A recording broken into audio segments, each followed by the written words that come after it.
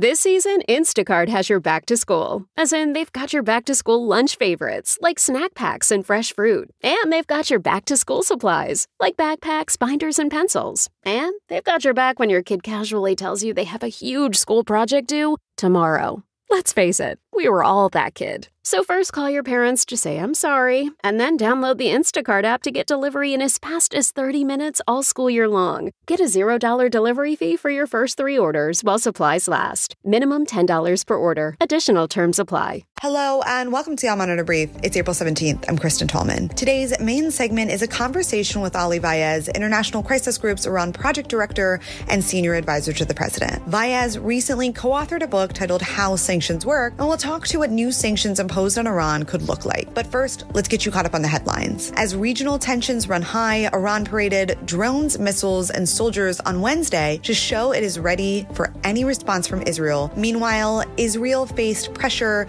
from its allies on Wednesday to refrain from striking back at Iran as Washington looks to impose new sanctions against Tehran. The United States said Tuesday it would impose new sanctions on Iran's missile and drone program and that it expects its allies and partners to follow with parallel measures. Amnesty International accused U.S.-backed Kurdish authorities in northeastern Syria Wednesday of resorting to torture and other abuses in its detentions of thousands of suspected jihadists and their dependents. Dubai's giant highways were clogged with flooding, and airport passengers were urged to stay away on Wednesday as the glitzy financial center reeled from record rains. And finally, the United Nations Security Council is expected to vote Thursday on the Palestinians' application to become a full UN member state. Now, on to the main segment.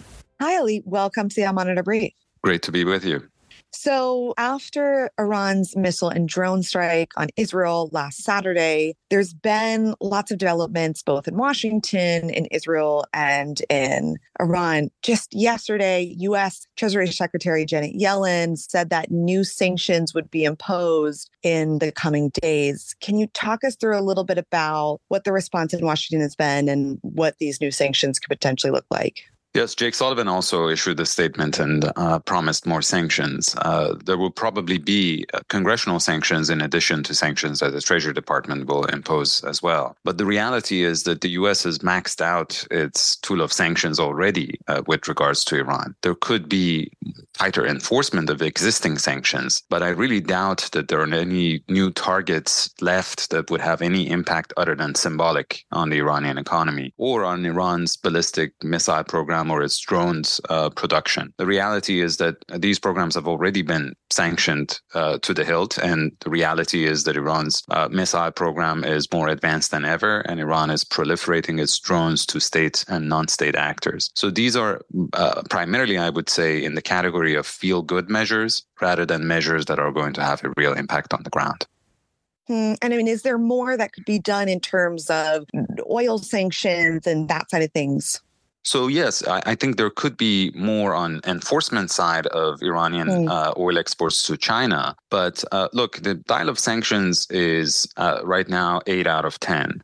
Even if the U.S. manages to crack down on Iranian oil exports, which there is a limit to how far the U.S. can go without China's cooperation, and China doesn't seem to be on board anymore. At max, the U.S. would get the dial of sanctions to 9 out of 10. And that one extra degree of sanctions is not going to have a fundamental impact on Iran and its economy, which is struggling for sure, but has survived already 8 out of 10 dial of sanctions. Okay, and you recently co-authored a book with a few others titled How Sanctions Work that kind of lays out the case that sanctions have enormous consequences, but potentially over the last few decades, they haven't induced the intended behavioral changes. I mean, what does this mean then? You know, over the past few decades, there's been multiple sanctions with more. I mean, what does Washington look to get when they impose more sanctions?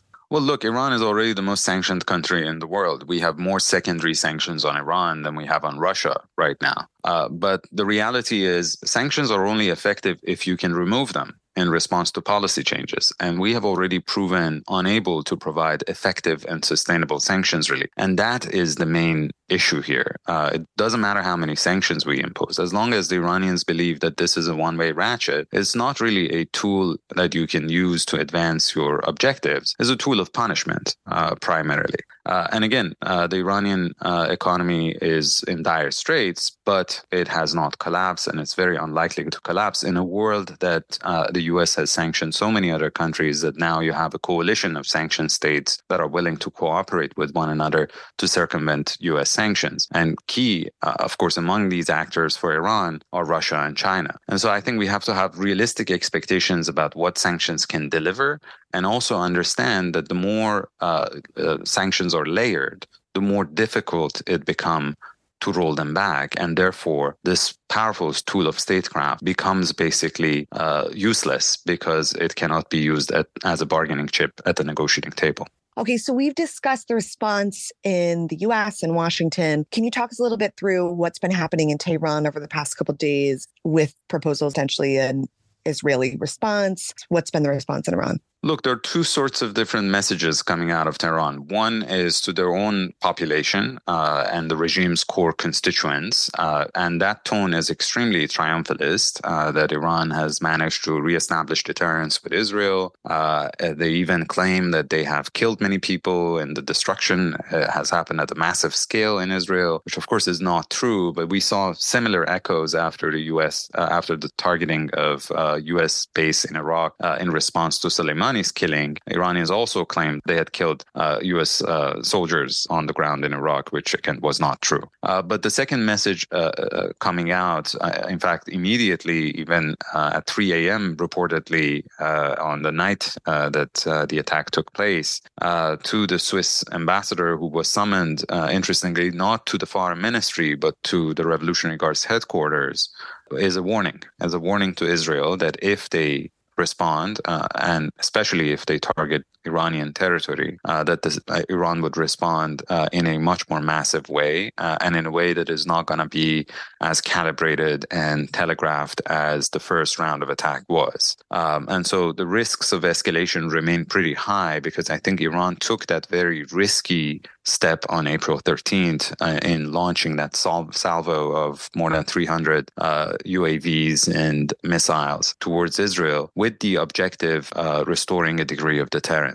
And if it now blinks and after Israel responds, basically it has paid that high price for nothing. And that's why I fear the risks of escalation in the region descending into a state of all-out conflict are pretty real. Okay, Ali, thank you so much for joining. We really appreciate your time.